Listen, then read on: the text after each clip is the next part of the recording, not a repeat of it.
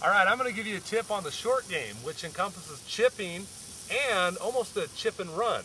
I've got two separate clubs here. I have a 7-iron and I have my 56-degree sand wedge, which most people use. Let me just tell you the proper shot. If I'm really close, if I only have maybe 10 feet or 15 feet to go to as far as the pin goes, I definitely want to use a 56-degree wedge because that's going to give me just a little bit more loft. Now the key, and the one thing I notice a lot of amateurs doing, is they play the ball way too far forward in their stance.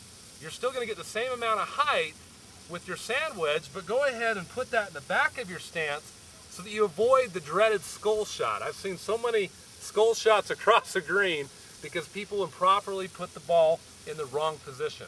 So when I stand here, instead of having that ball way up front here, I'm going to have it back of my stance, and I'm going to focus on just rocking my arms and my shoulders just like a putt. It's going to be a nice putting motion back and through, and by doing this, that ball's going to pop up in the air and it's going to land, and it might roll maybe 5 to 10 feet.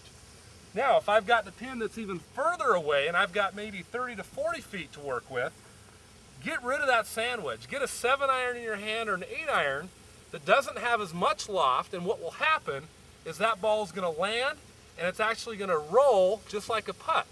Now you're going to set up exactly the same as you did with your sand wedge, and that is, I'm going to make sure the ball's back and I'm going to focus on shoulders and hips. Same motion, same technique, except because I've changed clubs, the ball's now going to be lower and it's going to roll exactly like a putt.